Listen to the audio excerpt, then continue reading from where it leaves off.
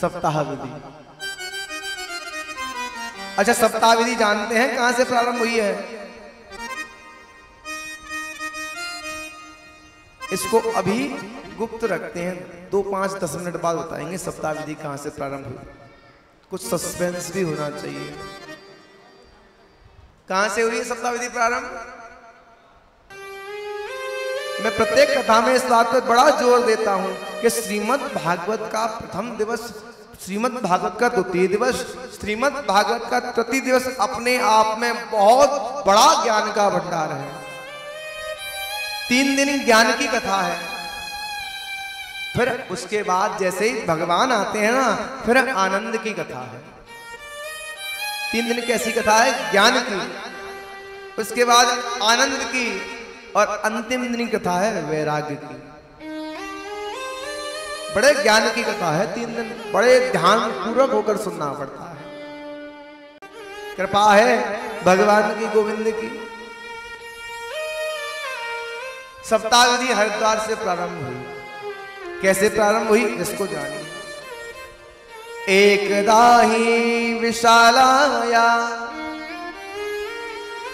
चत्वारो ऋषयो मला सत्संगात् तेनैव द्रददु तत्र नारद। भगवान की कोई कथा हो और नारद ना हो ही नहीं सकता। भगवान का कोई भक्त भगवान को पाना चाहे, नारद ना हो ही नहीं सकता। बिगर नारद के किसी को परमात्मा मिले नहीं। चाहे ध्रुव हो, चाहे प्रहलाद हो, चाहे कंस ही क्यों ना हो, बिगर नारद के उनको भी भगवान नहीं मिले। तो यहां भी नारद जी महाराज चले आए हैं। कहां पर? एकदा ही विशालायाम। अपन जहां बैठे हैं वहां से लगभग 350-400 किलोमीटर दूर बद्री विशाल क्षेत्र है, बद्रीनाथ। एकदा ही विशालायाम, इसको विशालायाम कहते हैं। नर नारायण भगवान का क्षेत्र है ये। यहां भगवान नर नारायण विराजते हैं। इस बद्रीनाथ क्षेत्र में ब्रह्मा जी के 4 पुत्र, सनक, सनंदन, सनातन, संत कुमार, 4 भाई, जिनको संत कुमारों के नाम से जानते हैं। ये 4 भाई आज बद्रीनाथ में बैठे थे। इतने में क्या हुआ, उधर से नारद जी महाराज चले आ रहे, उदास मन। नारद जी महाराज चले आ रहे थे। जैसे ही संत कुमारों की नजर पड़ी, तुरंत नारद को रोका। एकदा ही विशालायाम चत्वारो ऋषयो मला। अच्छा, ये 4 भाई है कैसे? ऐसा नहीं 4 भैया हैं। अच्छा, ये जानिए पहले कि व्यास जी महाराज ने यहां पर चत्वारो ऋषयो मला, यहां पर एक शब्द प्रयोग किया है, अमला। इस शब्द का अर्थ ये है, ये सुकुमार अवस्था में रहते हैं।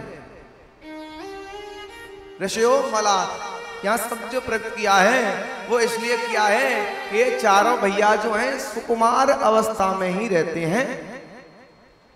इनको आयु का, वृद्धावस्था का, बचपन का, जवानी का कोई प्रभाव नहीं पड़ता। ये बाल अवस्था में रहते हैं, सुकुमार अवस्था में। अच्छा, सुकुमार अवस्था में हैं तो और बच्चों के जैसे खेलते कूदते होंगे। इनका खेलना क्या है जानते हो आप? इनका खेलना है सत्संगात् तेनैव। खेलते हैं, क्या खेलते हैं? सत्संग करते हैं, भगवान का भजन करते हैं। यही इनका खेल है, यही इनकी भैया खेलने की परंपरा है कि भगवान का भजन करते हैं, एक दूसरे को भगवान की कथा सुनाते हैं, सत्संग करते हैं। आज नारद जी दिखे तो इनको लगा कि खेल में नए व्यक्ति को शामिल किया जाए। सत्संग के लिए नारद जी को भी शामिल किया जाए। भाई हैं हमारे, ये भी ब्रह्मा जी के पुत्र हैं, नारद जी भी। तो ब्रह्मा जी के पुत्र, आज संत कुमारों ने ब्रह्मा जी के ही पुत्र नारद जी को देखा है। आवाज लगाई, इधर आओ। नारद पर नजर पड़ी, नारद को बुलाया, कहां चले जा रहे हो? अरे ब्राह्मण, आज देखिए यहां पर संत कुमार अपने भाई से संबोधन कर रहे हैं। संस्कृत का आनंद लीजिए। कथम ब्रह्मन दीन मुख। हमारी जो देव भाषा संस्कृत है बड़ी शॉर्ट है, छोटे शब्दों में ही अर्थ तो प्रयुक्त करती है, भाव को भी प्रयुक्त करती है। एकमात्र संसार की ऐसी भाषा है जो अर्थ तो देती ही देती है, भाव को भी बतला देती है कि भाव क्या है। यहां पर क्या कह रहे हैं? कथम ब्रह्मन, यहां शब्द प्रयोग किया ब्रह्मन। अच्छा, ब्रह्मन शब्द से क्या कह रहे हैं ये? कथम ब्रह्मन दीन मुख। अरे ब्रह्मन, अरे ब्रह्मा जी के पुत्र, शब्द लिया है ब्रह्मन और अर्थ क्या है? ब्रह्मा जी के पुत्र। ऐसी संस्कृत है, छोटे शब्द का ही बड़ा सा अर्थ प्रयुक्त कर देती है। अरे ब्रह्मन, कहां चले जा रहे हो? कथम ब्रह्मन दीन मुख। ये चेहरे पर कैसी मलिनता है? कुतश्चिंता तिरो भवान। क्या चिंता है कोई? कुतश्चिंता तिरो भवान। अरे तुम ब्रह्मा जी के पुत्र हो। एक चीज का और यहां ज्ञान लीजिए। अब कोई ये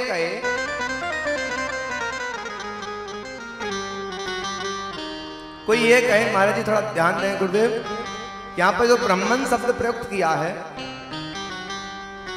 क्या किसी के बाप के नाम से बच्चे को बुलाया जाता है? किसी के बाप का नाम देवकी नंदन हो तो ये कहोगे कि देवकी नंदन के लड़के धरा, कहोगे क्या? उसका नाम है, उसके नाम को बुलाइए। नारद नाम है, नारद के नाम से बुलाइए। बाप का नाम क्यों प्रयुक्त किया यहां पर? यहां पर नारद भी कह सकते थे, यहां पर ब्रह्मन शब्द क्यों प्रयुक्त किया? कथम ब्रह्मन, अरे ब्रह्मा जी के पुत्र धराइए। कुतश्चिंता तिरो भवान, ये कहना चाह रहे हैं कि पुत्र ब्रह्मा के भी क्यों ना हो, आतुरता, चिंता, मन में मलिनता किसी के भी आ सकती है, वो चाहे ब्रह्मा जी के पुत्र ही क्यों ना हो संसार में। संसार में कोई भी क्यों ना हो। लोग कहते हैं कि व्यक्ति दुखी होते हैं तो भगवान सहायता क्यों नहीं करते? मलिनता आ जाती है मन में। तो भैया भगवान कहना चाहते हैं स्वयं मैं ही क्यों ना हूं, चाहे राम के रूप में सीता को खोजने के लिए जाता हूं, चाहे कृष्ण के रूप में गोपियों से, वृंदावन वासियों से दूर क्यों ना हो जाता हूं। ये संसार का क्रम है, ये संसार का क्रम है। सुख दुख, जीवन मरण, यश अपयश, ये सब कुछ संसार का क्रम है। चाहे कोई भी हो, उसको सबको धारण करने पड़ते हैं। कथम ब्रह्मन दीन मुख, तुम भी दीन मुख, तुम ब्रह्मा जी के पुत्र हो और तुम्हारे चेहरे पे भी मलिनता। कुतश्चिंता, ऐसी क्या चिंता है? ऐसी क्या आतुरता है, क्या चिंता है? त्वरितम गम्यते कुत्र कुतश्चागमनम तवः, कहां से आ रहे हो, कहां को जा रहे हो? अनुष्टुप छंद के श्लोक में 4 चरण होते हैं। एक चरण में ये पूछ लिया कहां जा रहे हो, कहां आ रहे हो।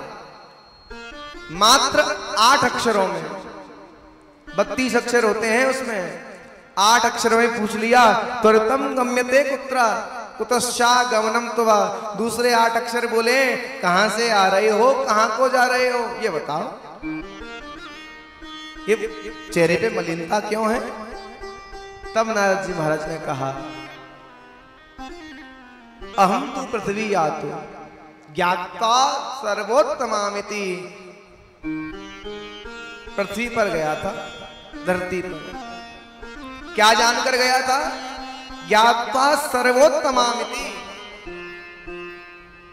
मैं पृथ्वी को सर्वोत्तम जानकर, मानवों को सर्वोत्तम जानकर, मनुष्यों को सर्वश्रेष्ठ जानकर कहां गया था? धरती लोक में सर्वोत्तम जानकर गया था। अहम तु पृथ्वी यातो ज्ञाता सर्वोत्तमामिति। पुष्करम, प्रयागम, काशी, गोदावरी, श्रीरंग, सेतु बंधन, अनेक सारे नगरों में गया। अच्छा, ये जो नगर हैं सब धार्मिक नगरियां हैं। पुष्कर, प्रयाग, काशी, गोदावरी, श्रीरंग, सेतुबंध, सब जगह पे मैं गया। कोई भी संसार में मुझे सीने पे हाथ रखकर ये नहीं कह पाया कि हम संतोषी हैं, हम संतुष्ट हैं। जिससे भी मिला ये कहा हाँ आनंद तो सब है, पर ये और मिल जाता। भगवान की कृपा है, बेटे की बहू भी अच्छी है, एक लड़का हो जाता। अच्छा, जहां पर लड़का है, बेटा है, बहू है, सब आनंद है, नौकरी और लग जाती। आकांक्षाएं, ये आशाएं क्या है? ये आशाएं कभी पूरी नहीं होती। मन में आकांक्षा दिन प्रतिदिन बढ़ती रहती है। कोई ना कोई आकांक्षा, कोई ना कोई मन में बात अवश्य रहती है। संसार में व्यक्ति संतोषी नहीं हो सकता। क्यों नहीं हो सकता? कि भगवान की माया है ही ऐसी। भगवान की माया क्या है? उलझा कर रखती है। ये एक बहुत बड़ी चर्चा का विषय है कि संसार में आप कहीं भी चले जाओ, एक ना एक समस्या, चाहे लाख सुविधाएं हों उस पर, लेकिन एक समस्या उसको जरूर परेशान करेगी। चाहे लाख उस पर आनंद की कृपा हो भगवान की, किसी को पुत्र की आकांक्षा, किसी को पत्नी की आकांक्षा, किसी को धन की आकांक्षा, किसी को पुत्री की आकांक्षा।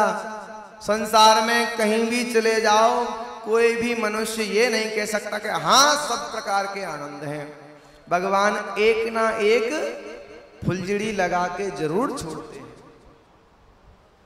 एक ना एक कमी जरूर भगवान मनुष्य में प्रदान करते हैं। क्यों करते हैं? इसलिए करते हैं, यदि इसको मैं सारी सुविधा दे दूंगा, रूप, यौवन, संपत्ति, जिसको मिल जाए वो फिर किसी को पूछता नहीं है। भगवान क्या करते हैं? एक हल्की सी कमी छोड़कर रखता है। किसी को पैसा दे दिया तो संतान बेकार। अच्छा, पैसा दे दिया, संतान दे दी, पुत्र वधु दे दी तो संतान नहीं हो रही, संतान दे दी तो बेटे की नौकरी नहीं लग रही। एक ना एक कमी भगवान छोड़कर जरूर रखते हैं। क्यों? सर्वगुण संपन्न भगवान किसी को नहीं बनाते संसार में। सर्वगुण संपन्न तो केवल परमपिता परमात्मा है। यदि सर्वगुण संपन्न बना देंगे तो व्यक्ति एक दूसरे को पूछेगा ही नहीं, फिर आदमी से आदमी नहीं बोलेगा वो। अरे हल्का सा धन क्या मिल जाता है लोगों को। हमारे बहुत सुंदर कथाकार हैं परम आदरणीय श्याम सुंदर पाराशर जी महाराज, वो वर्णन करते हैं, कुछ लोग संसार में ऐसे होते हैं।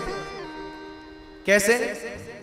उष्ट्रई खरई खरवद आचरित, जिनको संपत्ति मिल जाए वो ऊंट के जैसे लंबी गर्दन करके चलते हैं।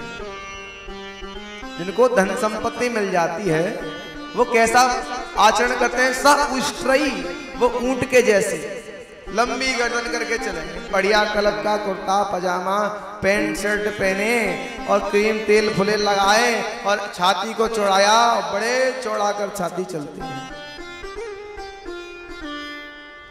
जो लोग ऐसे आचरण करते हैं अपने आगे किसी को और को नहीं समझते हैं। ऊंट के जैसे लंबी गर्दन करके, जैसे ही पहाड़ आता है ना, तब ऊंट को पता चलता है कि मुझसे भी ऊंचा कोई है संसार में। जब तक पहाड़ नहीं आता तब तक बड़ी लंबी गर्दन करके चलता है। कई बार क्या होता है, वो लंबी गर्दन ही झाड़ में भी फंस जाती है। स उष्ट्रई, कई लोग क्या करते हैं? अभिमान करते हैं, धन का, पैसे का, पुत्र का, संपत्ति का, इनका अभिमान करते हैं। उनके लिए वो क्या कहते हैं? स उष्ट्रई खरई खरवत आचरेत, वो गधे जैसा आचरण करते हैं। संस्कृत में खर को हिंदी के अंदर गधा और संस्कृत के अंदर खर। जैसे गधे पर वजन लाद दिया जाता है, उस पे भी जैसे ही वजन आया ना, संपत्ति का, संतान का, बड़े बड़े महल चौबारों का, कोई बड़ा बनकर चलता है। लेकिन जैसे ही वो संसार में अपने अभिमान को लेकर चलता है, अच्छा अभिमान कैसा है? रुई के जैसा। अभिमान का स्वरूप क्या है? रुई के जैसा। अभिमान कैसा होता है? रुई के जैसा, दिखता नहीं है, वजन नहीं होता। रुई में वजन होता है क्या? बहुत हल्की होती है। ऐसा ही अभिमान है। किसी गधे के पीठ पर रुई लाद दी गई। दो गधे थे, दोनों गधे के पीठ पर रुई लाद दी गई। एक गधा कामचोर, उसने मन में जाना कि अपने वजन को उस बगल वाले पे कैसे डाला जाए, क्या किया जाए। थोड़ा सा चले फिर रुक जाए, थोड़ा चले फिर रुक जाए। मालिक को जताना ये चाहे कि मैं चल नहीं पा रहा हूं वजन की वजह से। मालिक बड़ा चालाक चतुर। अब गधे ने क्या किया? रास्ते में चलता जा रहा, वही बार बार चले रुक जाए, चले रुक जाए, चले रुक जाए। एक नदी आई और गधे ने मन में सोचा क्यों ना इस नदी में गिर जाऊं। मैं गिर जाऊंगा तो मेरा वजन मालिक को न चाहते भी दूसरे वाले पर डालना पड़ेगा। जैसे ही नदी आई, गधा अपने आप से नदी में गिर गया। जैसे ही नदी में गधा गिरा, मालिक ने छड़ी लिए, 4-5 छड़ी घुमा के मारी। अब गधा तो ये सोच रहा था कि मालिक मेरे ऊपर रहम करेगा, मेरा वजन बगल वाले के ऊपर डाल देगा। 4-5 छड़ी पड़ी, खड़ा हुआ, जो वजन पहले था उससे दुगना वजन हो गया। पानी भर गया रुई में। अब रास्ते भर यही सोचता रहा, काश उसी वजन को लेके चलता रहता जो पहले था, उस नदी में नहीं गिरता तो अच्छा रहता। तो अभिमान भी ऐसा ही है। जितना भगवान ने दिया है उसमें ही आनंद लीजिए। यदि रुई में पानी भरना चाहोगे, मन में अभिमान लाओगे, तो जीवन भर परेशान रहना पड़ेगा। ऐसा आचरण ना करें। व्यक्ति को सर झुकाकर चलना चाहिए। अच्छे लोगों की पहचान यही है कि सबको साथ लेकर चलना। आज यहां पर नारद जी महाराज से कहा कि आपने क्या देखा संसार में? क्या कोई भी संसार में आपको संतोषी संतुष्ट व्यक्ति नहीं मिला? कि कोई भी नहीं मिला। सबके आचरण बिगड़े हुए। भगवान मुझसे कहते थे कि मनुष्य को सर्वोत्तम बनाया है। मानव को भगवान ने सर्वोत्तम बनाया है। सर्वोत्तम जानकर मैं मानव के क्रियाकलापों को देखने आया। कोई तन दुखी, कोई मन दुखी, कोई धन बिन रहत उदास, कोई शरीर से दुखी है। अच्छा, ये तीन ही चीज ऐसी हैं, कल भी तीन चीजों की चर्चा थी, आज भी तीन वस्तुओं की चर्चा है। तीन ही वस्तु ऐसी हैं जो व्यक्ति को परेशान करती हैं। तीन से कोई चौथी वस्तु है ही नहीं। कोई तन दुखी, कोई तो शरीर से परेशान होता है, भगवान ने कोई ना कोई बीमारी दे दी, डॉक्टर ने पर्चे पे रख दिया चिपड़ी रोटी नहीं खाओगे। ब्लड प्रेशर दे दिया, डायबिटीज दे दी। अब बताओ कहां कुछ खा सकते हो, कहां कुछ पी सकते हो। कोई तन दुखी, कोई तो शरीर से परेशान है, कोई मन दुखी, इसको शरीर दे दिया, बीमारी नहीं दी, वो मन से परेशान है। उसको तो इतना दे दिया, मुझको इतना ही मिला। वो पूजा पाठ करता नहीं है तो भी भगवान की कृपा उस पर हो रही है। और यहाँ पूजा पाठ करते करते जन्म बीत गए, दीपक जलाते जलाते मंदिरों की चौखट को पूजते पूजते जीवन निकल गया, भगवान ने हमको कुछ नहीं दिया। कोई तन दुखी, कोई मन दुखी, वो मन से दुखी है। अच्छा, ये होता क्यों है? कुछ लोग प्रश्न भी करते हैं, महाराज जी हमारा पड़ोसी 1 मिनट भगवान की पूजा नहीं करता, गायों को वो मारे, भिखारी आ जाए उसको रोटी भी ना दे, कोई दया नहीं, कोई करुणा नहीं, कोई प्रेम नहीं किसी से, कोई बड़ा आनंद से रह रहा है। उसके दोनों बच्चे सरकारी गवर्नमेंट सेक्टर में, वो दोनों पति पत्नी गवर्नमेंट सेक्टर में बड़े आनंद ले रहे हैं। पूजा पाठ कुछ करते नहीं है, ना कहीं दान पुण्य करते, वो बड़े आनंद ले रहे हैं। या हम पूजा करें, हमारी बहू पूजा करे, लड़का पूजा करे, पति पूजा करे, नाती पूजा करे, तो भी परेशान है। आता है ना मन में प्रश्न। अच्छा, इसका उत्तर क्या है कि वो कुछ नहीं करता, उसको सब कुछ मिल गया। हम इतना करते हैं तो भी कुछ नहीं मिला। इसका कारण है आपका प्रारब्ध,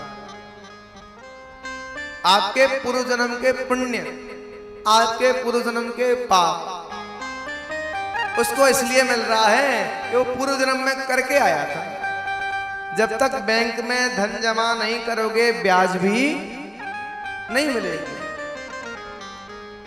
जब धन जमा ही नहीं किया, राम नाम की धन को जमा ही नहीं किया, भगवान की भक्ति नहीं की, तो क्यों भैया चाह रहे हो कि हमको सब कुछ मिल जाए? उस जन्म में बहुत सारे ऐसे ऐसे कर्म करके आए जो इस जन्म में भोगने पड़ रहे हैं।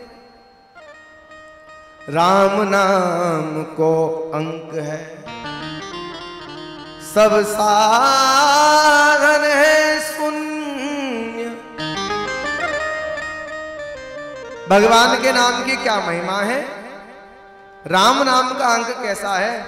अरे राम नाम को अंक है, सब साधन है शून्य।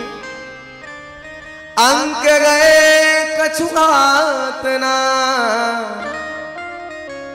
अंक मिले अंक रहे 10 गुण्य। ये भगवान के नाम की महिमा ऐसी है। मान लो 10 की संख्या है, 10 की संख्या में से क्या करो? शून्य को हटा दो, क्या बचा? क्या बचा? 1 बचा ना। 10 की संख्या में से शून्य हटा दो, क्या बचा? 1। शून्य को लगा दो तो कितने हो गए? अरे राम नाम को अंक है। आपका जीवन कैसा है? 1 के जैसा। आपका जीवन 1 के जैसा है। अच्छा, 1 को आगे लगाओ तो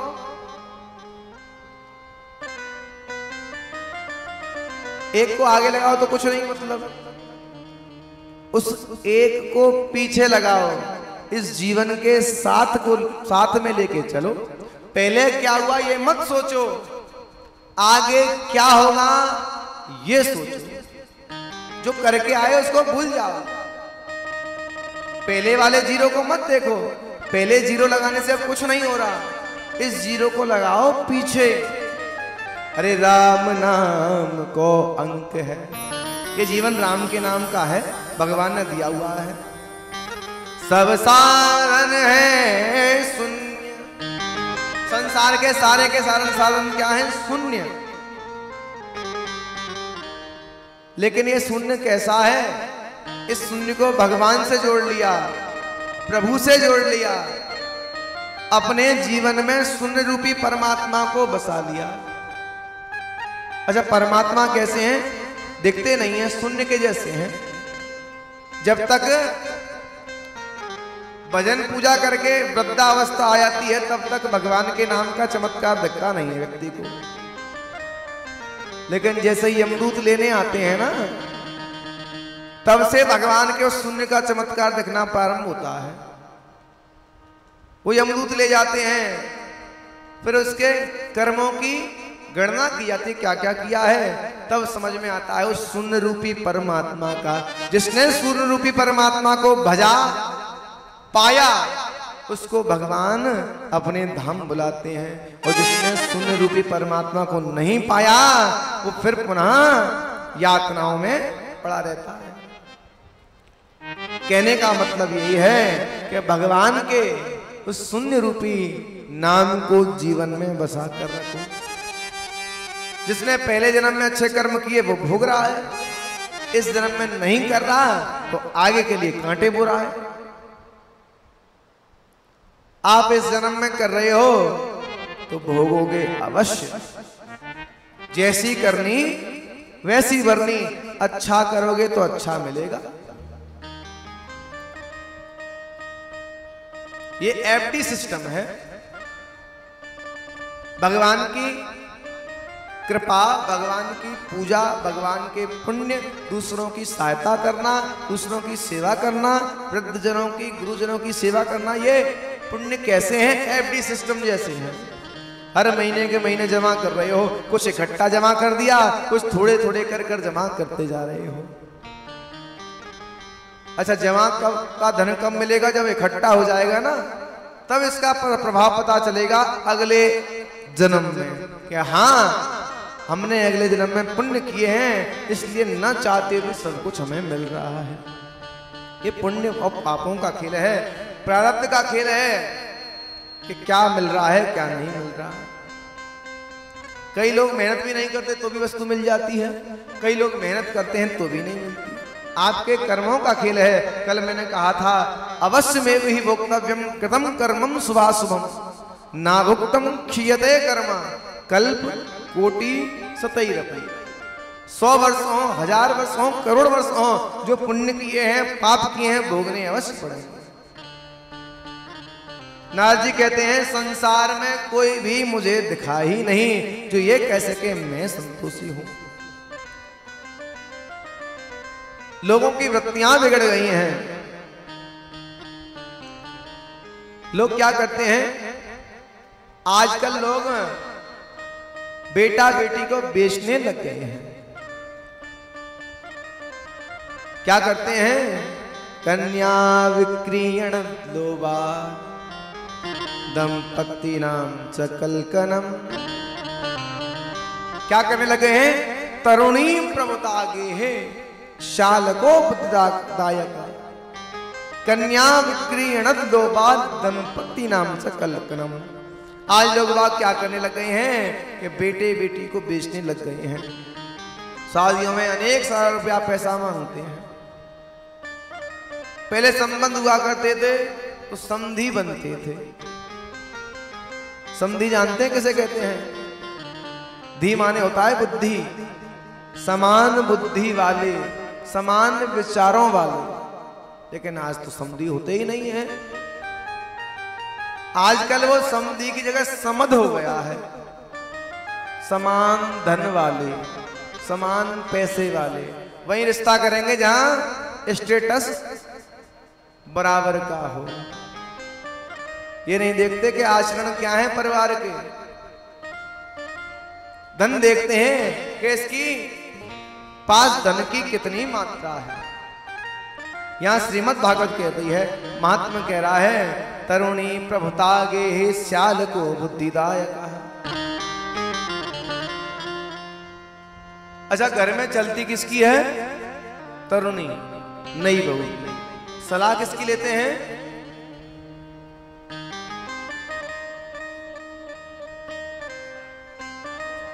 बहन के भैया की। किसकी सलाह लेते हैं? जो पत्नी आपकी है उसके भाई की, उस भाई बहन के भाई की सलाह ली जाती है। शालकः, बहन का भाई तो हुआ, वो बहन है, वो भाई है। बहन हाल फोन मिला देती है कि तेरे जिया जी ये करने वाले हैं, उधर फोन मिला दिया, इधर पति से कहा एक बार बात कर लेते, पूछ तो लेते कैसे कैसे क्या क्या करना है। अच्छा, किसकी सलाह लेनी चाहिए ये बताओ आप?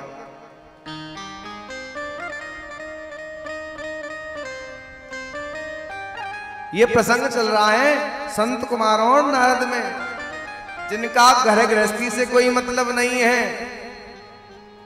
वो इस प्रश्न पर चर्चा कर रहे हैं। अच्छा, सत्य वो ही बोल सकता है जो सत्य बोलने का आदी हो। ये चर्चा चल रही है संत कुमार और नारद में। दूर दूर तक कोई रिश्ते नहीं है, कोई भैया बहन नहीं, कोई पत्नी नहीं, कोई माता पिता नहीं, ब्रह्मा जी केवल पिता हैं।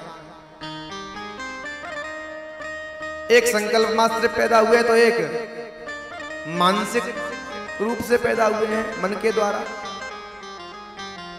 वो चर्चा कर रहे हैं, क्या कह रहे हैं? घर में नई बहू की चलती है। संत कुमार बोले तो इसमें गलत क्या है? नई बहू की चलनी चाहिए। अरे नया व्यक्ति है, काम नए तरीके से करेगा, अच्छा करेगा, करने की इसमें तत्परता रहेगी। किसी नए व्यक्ति को आप कोई कार्य सौंपो, वो अपनी लगन से, मेहनत से, परिश्रम से अच्छा करने की सोचेगा। चलनी चाहिए नई बहू की। नारद जी बोले, महाराज बात बिल्कुल सही है, मैं जानता हूं गृहस्थी के जीवन को, मैं आता जाता रहता हूं, तुम तो यहीं बद्रीनाथ में पड़े रहते हो, बैठे रहते हो, तुमको क्या पता। मैं जाता हूं घरों में। अरे आप कह रहे हो नई बहू की चलनी चाहिए, चलो आपकी बात सत्य मानी मैंने, लेकिन ये बताओ सलाह शाल को बुद्धिदायक, सलाह किसकी लेनी चाहिए? ये सलाह बड़े बूढ़ों की लेनी चाहिए। घर में नई बहू की चलनी चाहिए, लेकिन सलाह किसकी लेनी चाहिए? अपने बुजुर्गों की। नए व्यक्ति की लगन, पुराने व्यक्ति का अनुभव, नए व्यक्ति की लगन, तत्परता और पुराने व्यक्ति का अनुभव उस कार्य को सर्वश्रेष्ठ बना देता है। यदि घर में नई बहू की चलती है अच्छी बात है, लेकिन सलाह बड़े बूढ़ों की जरूर लेनी चाहिए। अच्छा देखो, ये बड़े बूढ़े कैसे होते हैं, इनका स्वभाव बताऊंगा आपको। ये जीवन के प्रत्येक एक परिस्थिति से निकले हुए होते हैं, संघर्ष से, सुख से, दुख से, गरीबी से, संपन्नता से, प्रत्येक एक मार्ग से निकले हुए होते हैं। ये जानते हैं किस मार्ग से कैसे निकलना है, किस मार्ग से कैसे निकलना है। बड़े बूढ़ों की आकांक्षा, इच्छा रहती है, वो ये नहीं चाहते कि मेरे अनुरूप कार्य हो, वो ये चाहते हैं कि मेरी सलाह से कार्य हो। सब्जी टमाटर आलू की बननी है,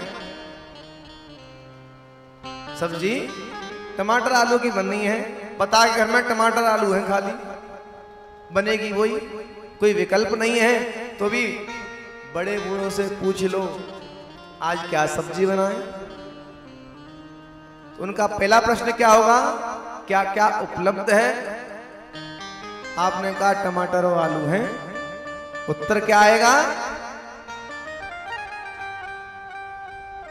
उत्तर वही आएगा, तेरी इच्छा है टमाटर आलू है तो टमाटर आलू ही। इसमें आपका क्या चला गया ये बता दो। जो नई माताएं हैं, घर में नई तरुणी हैं, जो घर का संचालन करती नई बहुएं हैं, छोटा सा अंतर है घर को चलाने का। हल्की सी बोल्ट को टाइट करना है, नट को हल्का सा टाइट करना है। पानी नल में से निकल रहा है तो हल्की सी नल की टोंटी को टाइट कर दो, काम बिल्कुल जोरदार होगा, 1% पानी नहीं बहेगा। आप क्या करें, हल्का सा जाके अपने वृद्धों के पास, सास के पास जाकर हल्का सा पूछ लें कि बताओ क्या बनाऊं। अच्छा, बनना वही हो जो आप चाहोगी, ये भी देखो, बनना वही है जो आप चाहेंगी। कैसे? आपने सोचा कि आज तो गोभी आलू बननी है, मैं आपको देखो सुंदर सा तरीका बताऊं। आपने सोचा कि गोभी आलू बनने हैं, घर में 2 सब्जियां हैं, आपके मन में है, आपकी इच्छा है गोभी आलू बनने चाहिए, बच्चों ने कह दिया है, पति ने कह दिया है, तो आप सास के पास जाओ और क्या कहो कि उनकी ऐसी इच्छा है, बच्चों की ऐसी इच्छा है, शाम तक गोभी हो जाएगी खराब, तो क्यों ना गोभी आलू बना लिए जाए। तो वो झट से आपको सलाह दे दे कि ठीक है जैसी तेरी इच्छा। तुमने कहा कि गोभी आलू बना रही हूं मैं, तो कहा सास कहेगी दूसरी सब्जी भी तो है उसको देख ले। कहने के तरीके का अंतर है, हमारी समझ का अंतर है। ये जो घर में कलेश होता है ना, यहाँ समझ का अंतर होता है। सारी संपन्नताएं सबके यहाँ होती हैं, सब कुछ सबके यहाँ होता है, लेकिन समझ का अंतर होता है। जो समझदार हैं वो कार्य को चुपचाप कर लेते हैं, जो समझदारी नहीं है वो चिल्लाते फिरते हैं। समझ का खेल है। घर में नई बहू की चलनी चाहिए, सलाह बुजुर्गों की लेनी चाहिए, उनसे पूछ लेना चाहिए, जिससे उनका मान बढ़ जाता है कि देख मेरी सलाह से काम करती है, मेरी इच्छा से काम करती है। लेकिन सलाह किससे लेते हैं?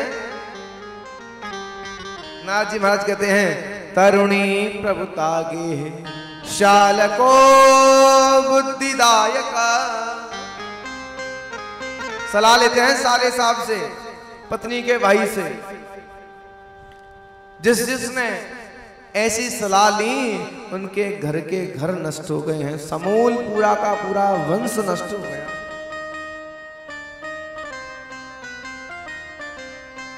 कौरवों के मामा थे शकुनी, कौरवों के मामा थे शकुनी। सलाह ली धृतराष्ट्र जी ने, दुर्योधन ने, 100 के 100 पुत्र मारे गए, समूल नष्ट हो गया। जहां जाना ऐसी प्रकार की सलाह ली गई वहां समूल नष्ट हो गया। ऐसे बड़े बड़े उदाहरण हैं, जिनमें ये सबसे बड़ा उदाहरण महाभारत का। सलाह बड़ों की लेनी चाहिए। अच्छा, नीचे की लाइन में नाथ जी क्या करें? कन्या विकीर्ण नोभा। सबसे बड़ा कलेश का कारण यह है कि आजकल क्रय विक्रय प्रारंभ हो गया है। बेटा बेटी को बेचने लग गए हैं, इतने लाख में शादी करूंगा। अच्छा, मांगता भी वही है जिसके पास होता है। मांगता कौन है? जिसके पास होता है। तो होता फिर क्यों रोता? जब आपके पास है फिर क्यों रो रहे हो मांगने के लिए भाई? जब आपके पास उपलब्ध है सारी वस्तुएं तो भी आप मांग रहे हो कि इतने लाख लूंगा। अरे बढ़िया बच्ची देखो, सुंदर संस्कार देखो, सुंदर परिवार देखो, अपने बच्चे के अनुरूप बच्ची हो, हंसी खुशी से आलीशान विवाह करो। विवाह करने की कौन मना कर रहा है? लेकिन लेन देन जहां होता है वो कलेश का कारण बनता है। कन्या विक्रियण दिलोवा। अच्छा, क्रय विक्रय उसे ही कहते हैं जहां सामने वाले की मजबूरी से आप वस्तु को लो। किसी पुत्री के पिता की हैसियत है, वो प्रेम से देना चाह रहा है, तो क्या भगवान ने दहेज नहीं लिया? जनक राजा ने बहुत कुछ प्रदान किया, दहेज तो भगवान को भी मिला था, लेकिन उस पिता की इच्छा से मिला। सीता मैया के पिता जनक की इच्छा से वो सब कुछ मिला। किसी पुत्री का पिता यदि इच्छा से दे रहा हो तो झोली फैलाकर ले लेना चाहिए, लेने का भी तरीका है। शास्त्र कहते हैं यह कन्यादान है, यहां झोली फैलाकर कन्या मांगी जाती है। यहां वर पक्ष बड़ा नहीं होता, यहां कन्या पक्ष बड़ी होती है। क्यों बड़ी होती है? कि आपके वंश को, आपके परिवार को, आपके संस्कारों को यही पुत्री, उस दूसरे पिता की पुत्री आपके यहां बहू बनकर आपके वंश को अग्रसर करेगी। दशरथ राजा ने भी ऐसा ही मांग लिया भैया, सीता को ऐसा ही पाणिग्रहण संस्कार में पाया है। वर पक्ष के लोगों को भैया कन्या पक्ष के लोगों का बारंबार धन्यवाद देना चाहिए, जो सुंदर संस्कारवान 20-22 साल तक पुत्री को पाला और एक पल में आपको सौंप दिया। एक पल में ही उसके सारे रिश्ते अपने पिता के यहां से खत्म होकर अपने पति के परिवार में जुड़ गए, वंश ही बदल गया। कितनी सुंदर परंपरा है अपने यहां, पाणिग्रहण संस्कार की परंपरा कितनी सुंदर है। ये पंडित जी के संकल्प कराते ही उस पुत्री का गोत्र बदल जाता है। वो पुत्री फिर अपने मायके की नहीं सोचती, वो पुत्री फिर अपने जिस परिवार में आई है उसकी उन्नति के बारे में सोचती है। ऐसा है हमारा सनातन धर्म, इसलिए पवित्र है। संसार में हमारे सनातन धर्म को पवित्र माना गया है। एक संकल्प मात्र से वो किसी की पुत्री किसी के घर में बहू बनकर आकर पुत्रीवत व्यवहार उस परिवार के साथ करती है। अपने माता पिता को त्याग कर एक नए माता पिता को ग्रहण कर लेती है, उस परिवार को साथ लेकर चलती है और कई पीढ़ियों का उद्धार वो पुत्री करती है। माताएं ना हो संसार में तो संसार की कल्पना ही नहीं की जा सकती। जब तक आपको कोई अपनी पुत्री नहीं प्रदान करेगा, आपका सारा जीवन नीरस है। न संतान का सुख, न मौसी का, न बुआ का। यदि कन्या ना हो किसी परिवार में तो कहां से मौसी आएगी, कहां से बुआ आएगी? सारे रिश्ते कन्या से चलते हैं। आप देख लेना बैठकर,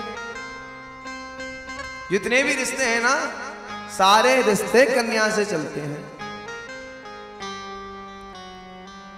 बहन है आपके परिवार में, आपकी बहन है तो उसके बच्चे होंगे, आपको मामा कहेंगे, बुआ का, मामा का, कितने रिश्ते बन जाएंगे।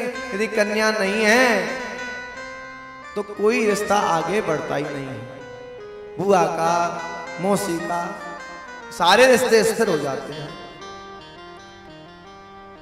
आजकल हम लोग भी यही कर रहे हैं। एक संतान करते हैं,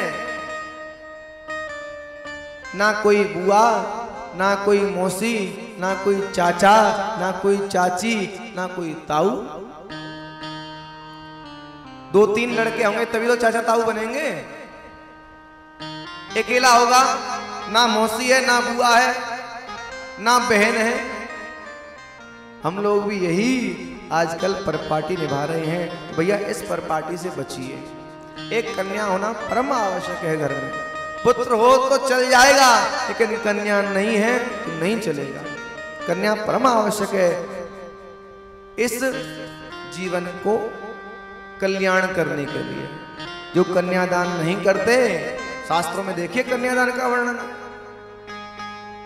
जिनके यहां कन्या ना हो वो कन्या का दान कर कर किसी गरीब बाप की बेटी का पाणी ग्रहण संस्कार करवाकर कन्यादान लेकर कन्यादान का सुख प्राप्त कर सकते हैं जीवन। कन्यादान परम आवश्यक है। नारद जी महाराज कहते हैं कन्या विक्रीण लोभाद, कन्या का पुत्र का क्रय विक्रय करना प्रारंभ कर दिया लोगों ने, जिससे क्या होता है कलेश का कारण बनता है। कैसे कलेश का? दहेज में वस्तु मिली, तेरे पिता ने ये नहीं दिया, तेरे पिता ने वो नहीं दिया, ये चाहिए था वो चाहिए था, यही वस्तुएं आगे भविष्य में चलकर कलेश का कारण बनती हैं। तो कहने का भाव सीधा है, उसका पिता यदि इच्छा से दे रहा है तो झोली फैला कर ले लो, यदि मन को मारकर मजबूर होकर दे रहा है तो वो धन आपका कल्याण नहीं करेगा। बिन मांगे मोती मिले, मांगे मिले न भी। बिना मांगे जो मिल जाए इसको स्वीकार कर लो। भैया मांगने से तो कोई भीख भी नहीं देता। आजकल अनेक सारे भिखारी फिरते हैं, क्या सब कोई उनको देता है? नहीं देते। कहने का भाव यही है नारद जी का यहाँ पर, भैया ये जो कर्म है ये जीवन में कलेश का कारण बनते हैं। कि और क्या देखा नारद तुमने? कि मैंने एक आश्चर्य देखा। कि आश्चर्य कहां देखा? कि आश्चर्य मैंने देखा वृंदावन में।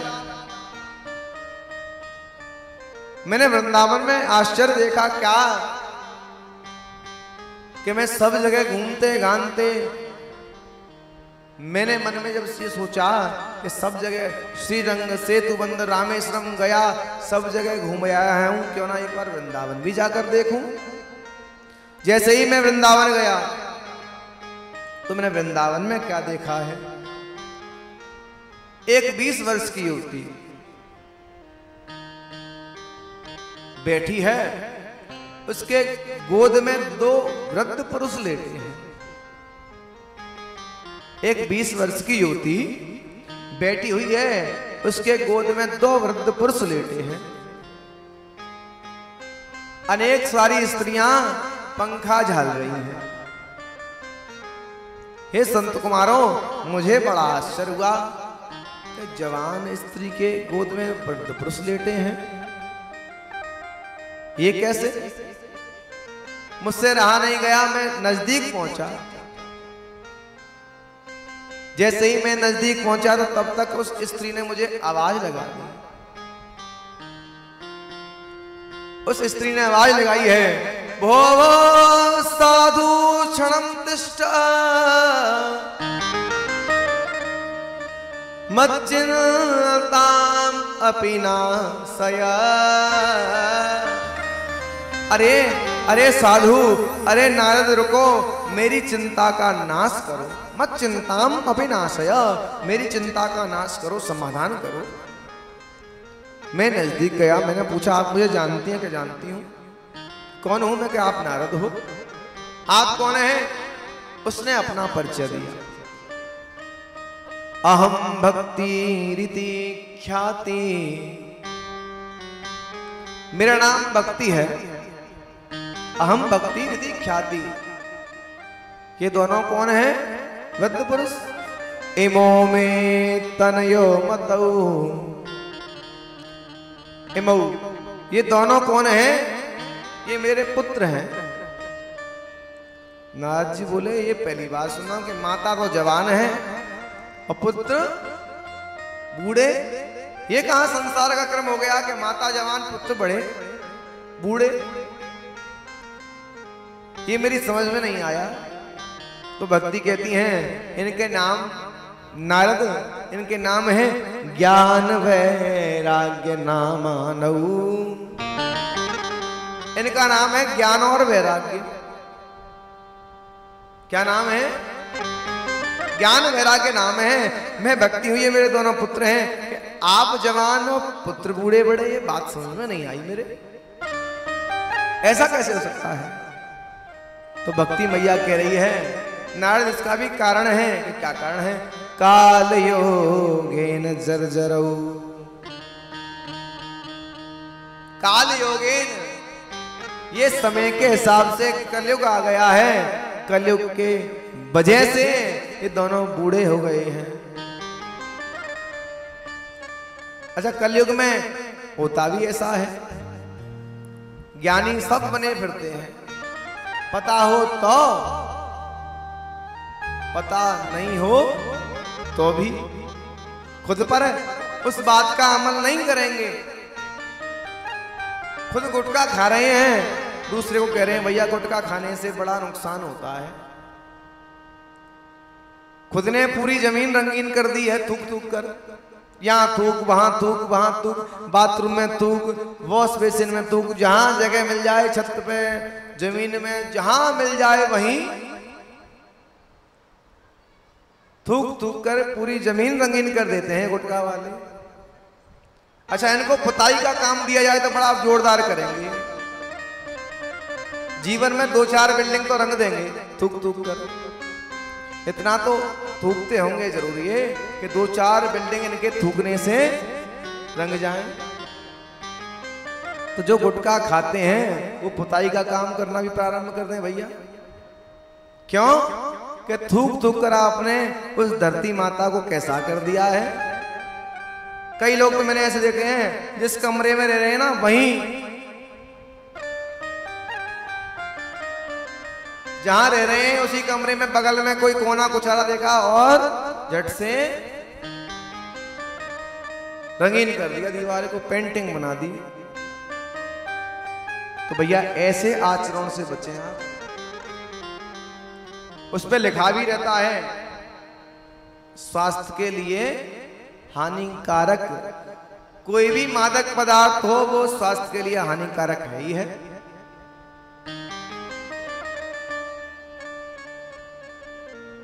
ये आप सब जानते हैं, लेकिन दूसरे को ज्ञान देने के लिए तो बहुत है। भाई गुटखा मत खाया कर, नुकसान करता है। और खुद चबा चबा कर दांत भी ऐसे कर दिए रंगीन, बिल्कुल पीले लाल काले, कोई देखे तो पास बैठ भी ना पाए। अच्छा, मैंने एक जगह देखा, एक बड़े सेठ, बड़े पैसे वाले, बड़ा भारी शरीर, नाम तो उनका नहीं बताऊंगा, मेरे भ्रम जानकार हैं, पर वो कथा सुनना ही है, मुझे पता है। मैंने उनको कई बार कहा आप गुटखा छोड़ दीजिए, महाराज जी छूटता ही नहीं है। अब तो ऐसा लगता है जीवन छूटेगा तभी ये छूटेगा, ऐसा रम गया है शरीर में। वो क्या करते हैं, उनकी कुर्सी, अच्छा बहुत बड़ा व्यापार है उनका, कुर्सी पे बैठते हैं ना, वहीं बगल में वो रखते हैं थूकने के लिए पात्र, पीकदान। अब बताओ कोई कैसे उनके बगल में बैठ जाएगा? जहां बैठे हैं वहीं पीक मार रहे हैं। ऐसे ऐसे लोग हैं भैया। तो इन व्यसनों से अवश्य बचना चाहिए। ये व्यसन क्या करते हैं, ये व्यसन हमारे अंदर तामस प्रदान करते हैं। अच्छा, नुकसान तो शरीर का करते, बीमारी तो बनाते ही बनाते हैं, अपने मन के भावों को भी परिवर्तित करते हैं, ये तामसीपन लाते हैं। भगवान की भक्ति से लोग व्यक्तियों को दूर करते हैं मादक पदार्थ, इनसे बचना चाहिए। कहने का भाव, प्रत्येक जगह बड़े बड़े ज्ञानी घूम रहे हैं, पता कुछ नहीं है, खूब पीते हैं रोज रोज और दूसरे से कहते हैं कि ये नहीं करना चाहिए, उल्टा सीधा खा रहे हैं, दूसरों को उपदेश दे रहे हैं। विवेकानंद जी कहते हैं किसी कार्य का प्रारंभ करना हो तो स्वयं से करें, हम सुधरेंगे जग सुधरेगा।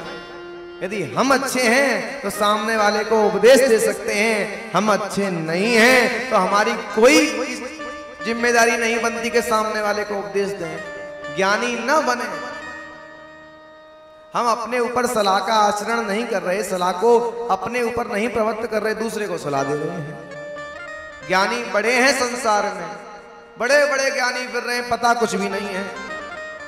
अक्षरों नैव जानामि, नाम। हमारे एक मित्र हैं बगल में ही बैठे हैं, एक दिन मुझे श्लोक सुना रहे थे। अच्छा, इनके ऐसी चीजों में बड़ी अच्छी कमांड है, जहां संसारिक बातों को उपदेशित करना हो उन चीजों को बड़ी जल्दी ग्रहण करते हैं, किसी को ज्ञान देना हो उन चीजों को बड़ी जल्दी ग्रहण भी करते हैं। इन्होंने मुझे एक दिन श्लोक बताया, किसी ने बनाया होगा, इन्होंने किसी कहीं से सुना कि महाराज जी एक जगह मैंने सुना कि व्यक्ति की बड़ी तो धोती हो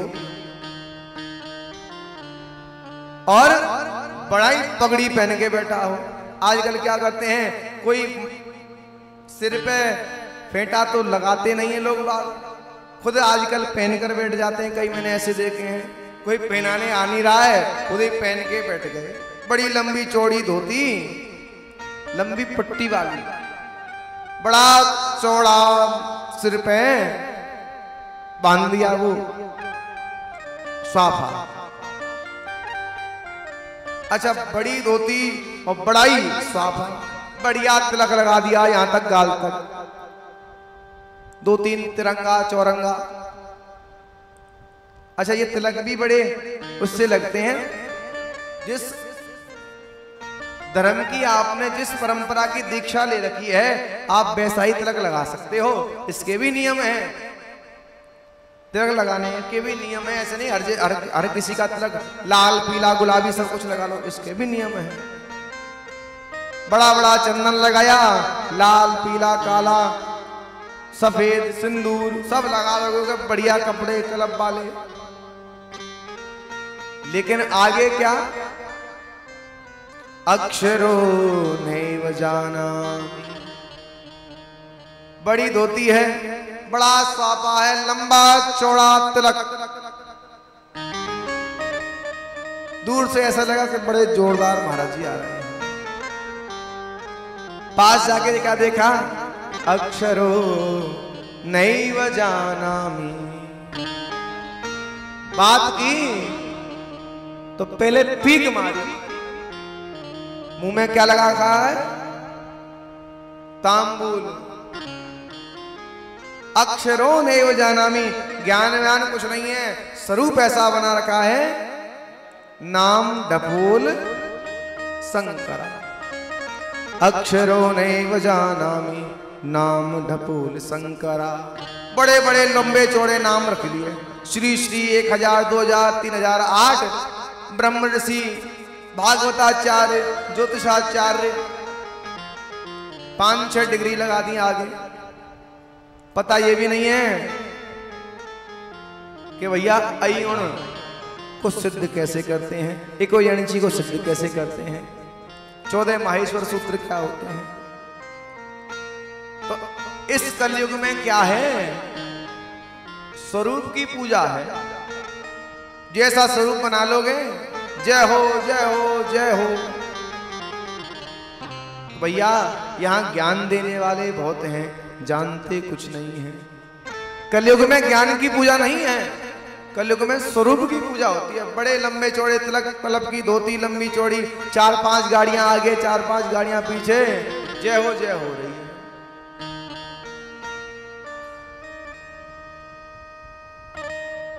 ज्ञान नहीं है कलयुग में, ज्ञान की पूजा नहीं है। अच्छा, वैराग्य, वैराग्य तो किसी में है ही नहीं कलयुग में।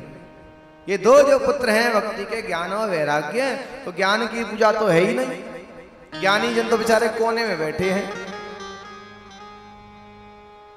ज्ञानी जन तो कोने में बैठे हैं, एक आध कथाई कर रहे हैं, जो बड़े बड़े भजनों से लोगों को रिझा रहे हैं। ये वाला गा दिया, वो वाला गा दिया, इसको नचा दिया, उसको नचा दिया, जय हो जय हुई। 3 घंटे तबला बजे, ढोलक बजे और श्री। ऐसे लोगों की बड़ी पूछ है। महाराज जी आप भजन नहीं गाते, आप चुटकुला नहीं बोलते। भैया यहाँ कथा कर रहे हैं, भजन थोड़ी गा रहे हैं। भजन संध्या में भजन गाएंगे, खूब गवाएंगे, खूब नाचना कूदना। तो ज्ञान की पूजा कलयुग में नहीं है।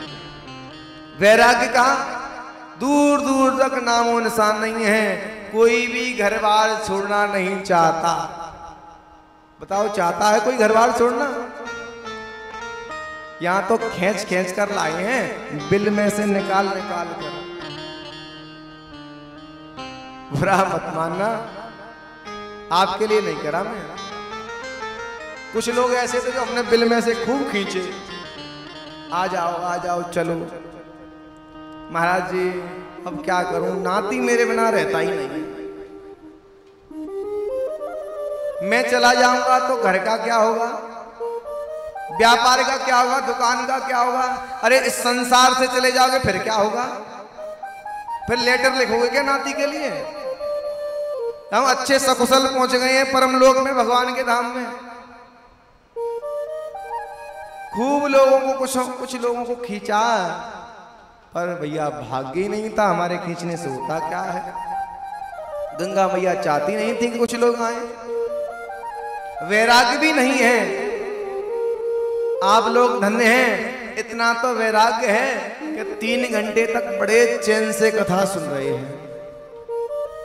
अच्छा, वैराग्य हम आप में भी नहीं है। हम सोचे कि मैं वैरागी हूं कि आप वैरागी हो, हम में भी नहीं है। यहां से उतरते ही तुरंत हाँ कैसे हो, क्या हो, भोजन कर लिया, चालू हो जाता है ना। यहां बैठे हो तब तक ही वैराग्य, ये भगवान की कृपा है। इस भागवत पांडाल से बाहर जाते ही वातावरण अलग है, बिल्कुल बदल जाएगा। सबकी याद आ जाएगी, यहां किसी की याद नहीं आएगी। तो वैराग्य भी नहीं है कलयुग में। ज्ञान वैराग्य की पूजा नहीं है, एक चीज की पूजा है, वो है भक्ति। कलयुग में भक्ति बहुत सुदृढ़ है, इसीलिए जवान हुई बैठी है माता भक्ति। दोनों पुत्र ज्ञान वैराग्य इसलिए वृद्ध हो गए हैं कि कलयुग आ गया है। कलयुग में ज्ञान वैराग्य की कोई पूछ नहीं है, यहां तो भक्ति की प्रधानता है, इसलिए भक्ति नाचती फिरती है। अरे वृंदावन की गैल में भक्ति रही बिलका, अरे भक्ति का है गोविंद से प्रभु मेरी मुक्ति बताए। ये तीर्थ क्षेत्र कैसे हैं, भक्ति प्रदान करने वाले हैं। यहां भक्ति भी आकर अपने आप को धन्य मानती है, ऐसी यह भक्ति है।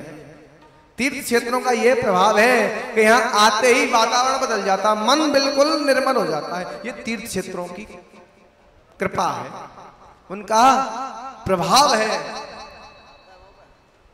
अपने नगर में कथा सुनने का 1 गुना प्रभाव, तीर्थों में कथा सुनने का 100 गुना प्रभाव। तीर्थ में कथा सुनने का प्रभाव, तीर्थ में किया गया पाप 100 गुना लगेगा, तीर्थ में किया गया पुण्य भी 100 गुना लगेगा। यहां तो संख्या 100 से चालू हो रही है, 1 से 2 नहीं हो रहे, यहां तो प्रारंभ ही 100 से हो रहा है। यह तीर्थ क्षेत्रों का प्रभाव है।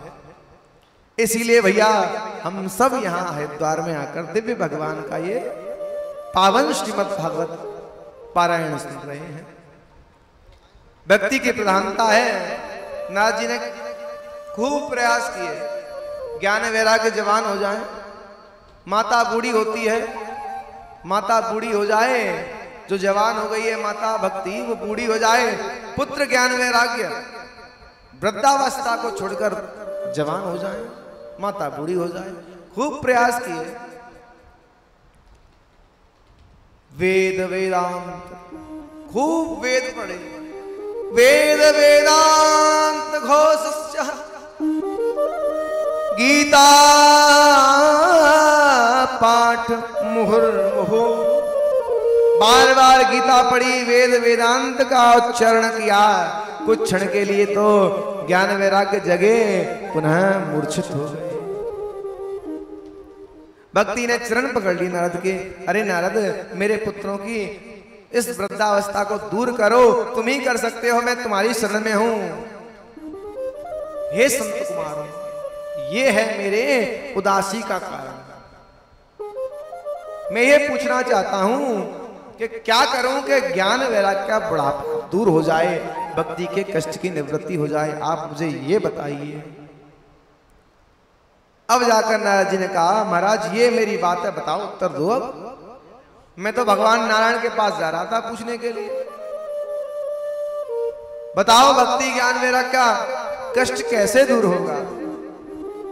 आज संत कुमार कह रहे हैं, नारद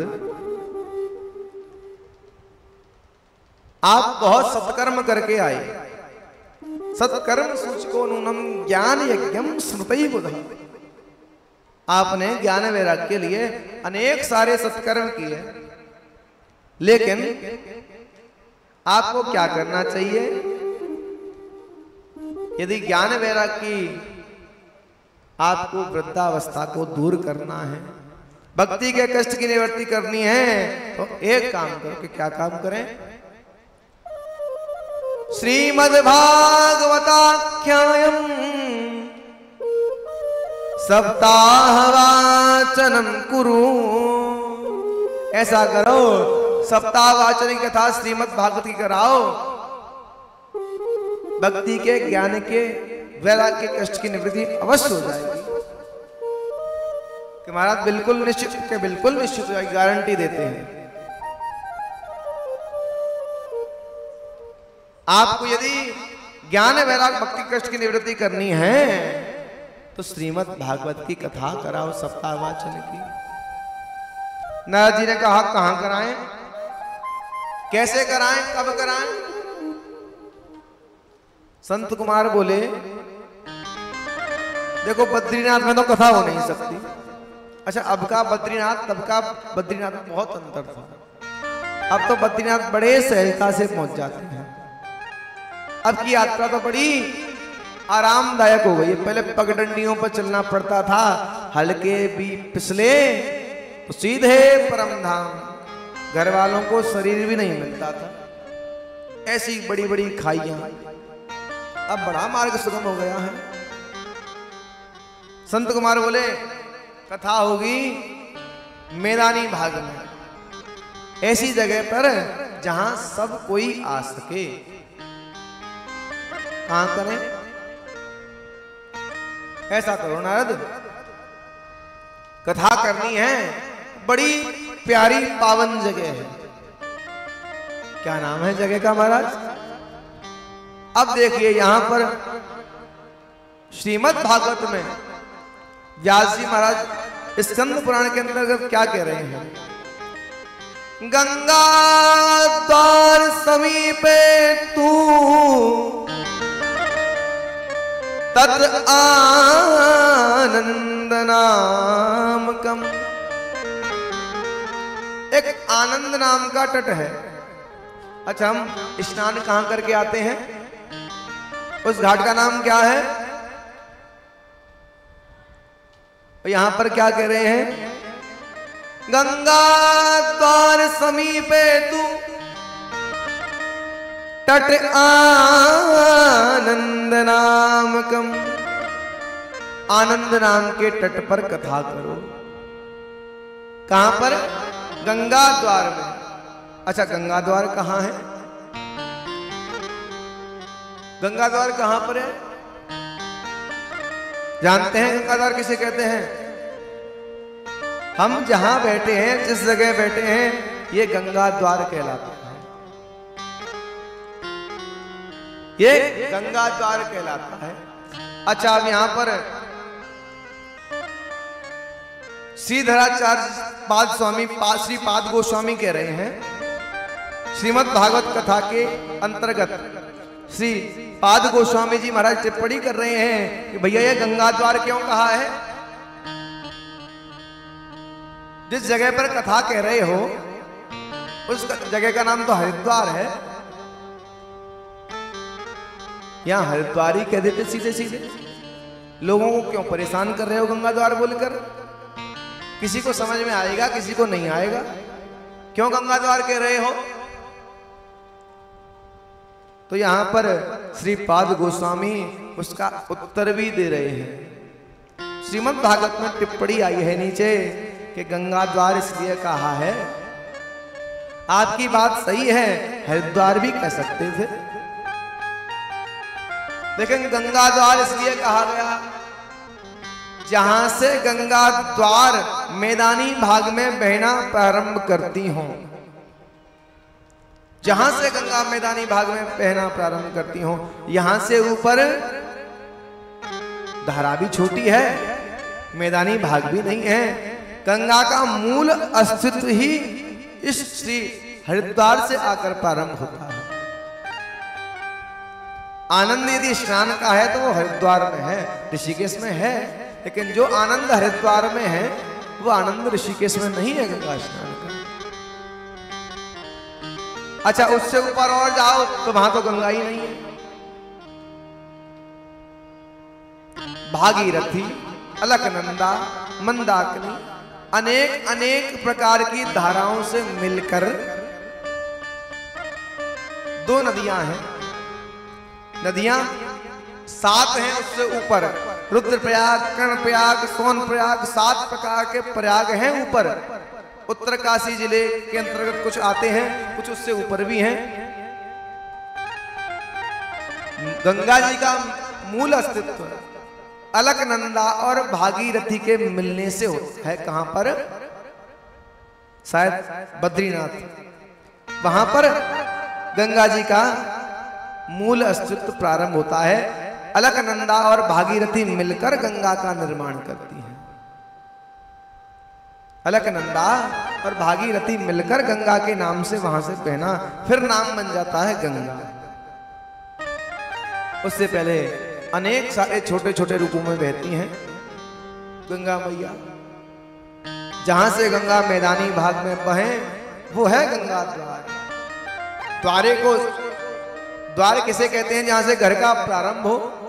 यहां से गंगा जी प्रमुख रूप से बहना प्रारंभ करती हैं और यहां से आगे कहीं भी चले जाओ बड़ी चौड़ी होकर बहती हैं। कहीं भी चले जाओ यहां संकुचित होकर बहती हैं उत्तराखंड में। अच्छा, एक कारण, एक भगवान के भक्त उनका भाव ये है कि इसलिए कहते हैं यहां गंगा द्वार, शायद इसलिए कहा गया हो, हरिद्वार इसलिए नहीं कहा गया कि हरिद्वार के नाम से केवल ऐसा ना हो कि हरि के ही भक्त आए। हरिद्वार कह देंगे हरि भगवान विष्णु, कहीं ऐसा ना हो लोगों में भेदभाव हो जाए। हरिद्वार कहने से हरि के ही भक्त आए। बोले हरिद्वार कह देते कि हरिद्वार कहने से भगवान शंकर के भक्त आते। हर हर भगवान शंकर को कहते हैं, तो ना तो हर हर कहा ना हरि हरि कहा, यहां तो गंगा द्वार कह दिया है कि शंकर जी के भी भक्त आए और भगवान नारायण के भी भक्त आए। दिव्य भागवत का श्रवण करें आनंद नाम के तट पर। अच्छा, इसीलिए मैंने ये तट चुना था स्नान के निमित्त। लोगों ने कहा महाराज जी कहाँ करेंगे, कहाँ करेंगे। मैं भी आया था 3 जून को यहाँ देखने के लिए। हमारे हरिओम भैया हैं, उनकी ससुराल भी है यहाँ पर। अच्छा, मेन जो मन में संकल्प आया, जिस संकल्प से दृढ़ता हुई, वो दृढ़ता दिसंबर 2022 में हुई। इनके ससुराल पक्ष में एक कार्यक्रम था, अनुष्ठान था। हम अनुष्ठान को करने आए। भैया ने हमें हरिद्वार भी घुमाया, ऋषिकेश भी घुमाया। 3 दिवसीय वो अनुष्ठान था। धन्य है ऐसे लोग। हमारे हरिओम भैया जो हैं, इनका नाम ही हरिओम है, अच्छे तो क्यों ना होंगे। धन्य इनके ससुराल वाले, तो ऐसा दामाद मिला तो सबको गंगा के द्वार लेकर चला आया। धौलपुर को, भरतपुर को, आगरा को, सबको ही हरिद्वार में लेकर चला आया। अच्छा भैया, हरिद्वार नहीं आते हम, 3 दिवस प्रवास नहीं करते, मन में संकल्प नहीं होता। मैं तो बारंबार धन्यवाद कहना चाहूंगा हरिओम भैया को, तो इस कार्य के एक प्रमुख पात्र बने। हम ऋषिकेश में बैठे थे, शाम के 6:30 या 7 बज रहे थे। दिसंबर का महीना था। स्नान किया गंगा जी में। दिसंबर के महीने में 6:30-7 बजे साय के समय, बड़ी भयंकर ठंड। गंगा जी का पानी इस मौसम में ठंड लगा देता है, उस मौसम में सोचो क्या होगा। मन में संकल्प कर कर बड़ी मुश्किल से, मन नहीं था नहाने का, आचमन कर लिया था कि नहाएंगे नहीं। फिर सोचे अरे यार ऋषिकेश आए फिर भी गंगा स्नान ना किया तो जीवन का कोई औचित्य नहीं है, क्या ठंड से घबराना। मन को जैसे तैसे दृढ़ प्रतिज्ञा किया, निश्चय किया, और जैसे ही गंगा जी में कूदे मानो प्राण उड़ गए हो। ऐसा लगा शरीर में से प्राण ही चले गए, इतनी भयंकर ठंड। लेकिन गंगा मैया का चमत्कार भी है, शुरू में ठंड लगेगी, 2-5 मिनट भी यदि ठहर गए ना फिर निकलने का मन नहीं करेगा। हमारे सोनू भैया ने भी स्नान किया। मैंने कहा भैया ऐसा ना हो कहीं प्राण पखेरु उड़ जाए, तुम तो रहने दो, वैसे भी कमजोर हो गए। महाराज जी गंगा मैया है, सब देखेगी, क्या चिंता करते हो। इन्होंने भी 5-7 खूब डुबकियां लगाई। उन डुबकियों का प्रभाव यह हुआ, वहीं ऋषिकेश में गंगा जी की बालू में बैठकर भगवान का कुछ क्षण भजन किया। ऐसा मन में भाव आया कि हरिद्वार में कथा होनी चाहिए, आनंद आ जाएगा। दुनिया भक्ति है इधर उधर, लेकिन क्यों ना भगवान के इस धाम में भगवान श्री बांके बिहारी को और मैया गंगा को पावन तट पर क्यों ना कथा की जाए। उस दिन संकल्प हुआ, चर्चाएं चलती गईं, चलती गईं, चलती गईं। उन चर्चाओं का परिणाम आज हम सबके सामने उपस्थित है। वो छोटा सा संकल्प आज आप सबको लेकर यहाँ बैठा है।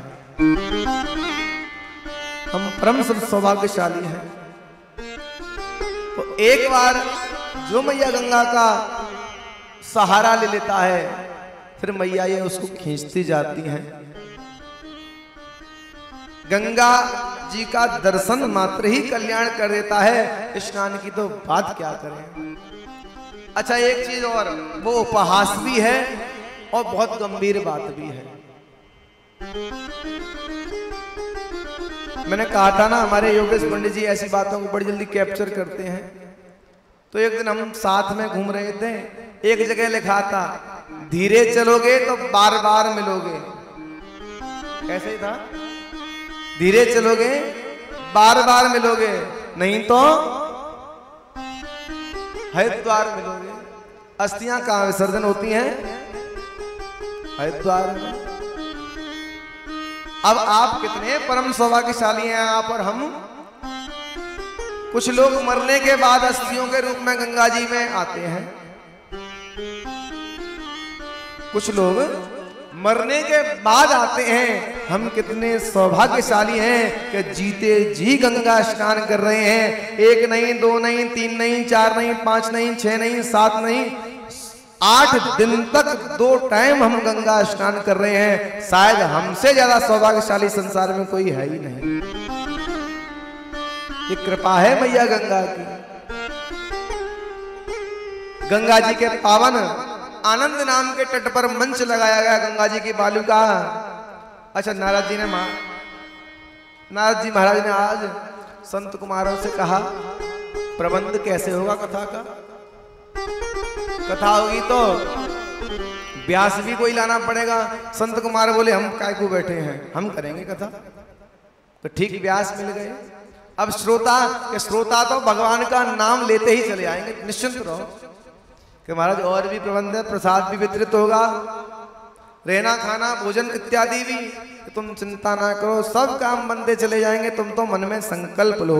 संकल्प लिया, बढ़िया शुभ मुहूर्त निकाल कर आज दिव्य श्रीमद् भागवत कथा को प्रारंभ किया गया है। गंगा के द्वार पर, आनंद नाम के तट पर। अच्छा इस कथा का मुख्य उद्देश्य क्या था? माना कि करा रहे हैं नारद जी महाराज, लेकिन किसके लिए करा रहे हैं? भक्ति, ज्ञान, वैराग्य, कष्ट की निवृत्ति के लिए और सबके कल्याण के लिए। ऐसा ही हमारी इस कथा का भी प्रयोजन है। माना कि प्रमुख रूप से हमारे गुप्ता जी प्रधान यजमान बने हैं, लेकिन कथा सबके लिए है। जो मोबाइलों से सुन रहे हैं उनके लिए भी है, जो बैठे हैं उनके लिए भी है, जिस जिसके कान में जा रही है कथा सबके लिए है, कथा सबकी है।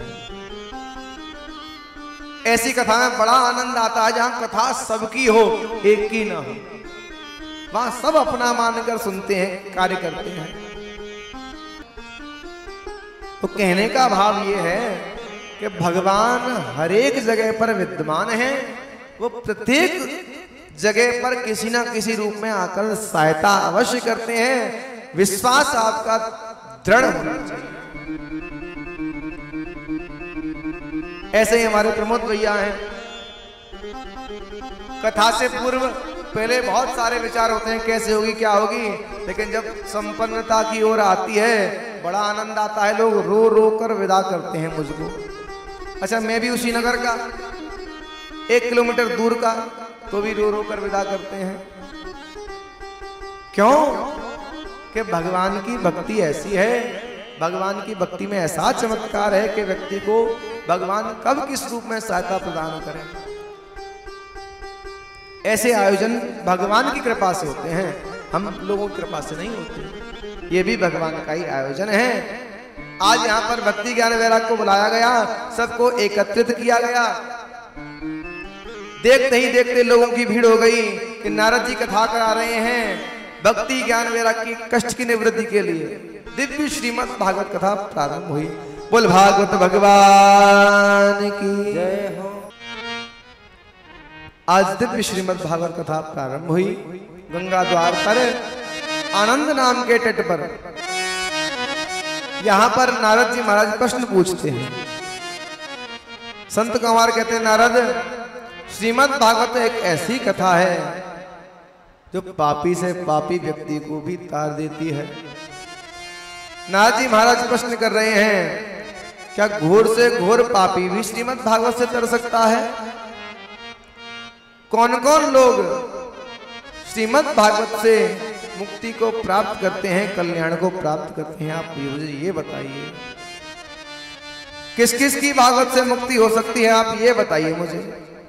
क्या संत कुमार कहते हैं, नारद ये मत पूछो किस किस की, ये पूछो किस किस की मुक्ति भागवत से नहीं हो सकती। ऐसा संसार में कोई है ही नहीं जिसकी मुक्ति भागवत से ना हो। आज एक श्लोक के द्वारा संत कुमार समझा रहे हैं नारद को, नारद ये मानवा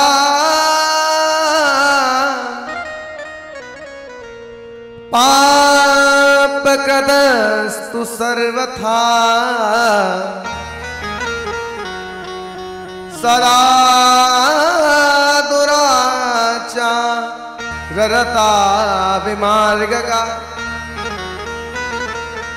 क्रोधाग्निदग्धा कुटिलश्च कामिना सप्ताह यज्ञेन कलौ पुनन्ति ते। ये मानवा पाप कृतस्तु सर्वदा, जिनने जीवन में कभी भी भगवान का भजन न गाया हो, किसी की सहायता न की हो, जीवन भर पाप कमाया हो, पाप किया हो। ये मानवा पाप कृतस्तु सर्वदा, जीवन भर के पापी, सदा दुराचाररता विमार्ग का। जीवन का मार्ग कैसा हो? दुराचार का, दुराचारी हो। और कैसे हो? क्रोधाग्निदग्धा, क्रोध करते हो। कुटिलश्च कामिना, कुटिल हो, कामी हो, लोभी हो, पाखंडी हो, मोह में, मद में, मत्सर में, अभिमान में, चाहे संसार का कोई भी पाप कर्म हो, सदा दुराचार रता मार्गा क्रोधाग्निदग्धा कुटिलश्च कामिना।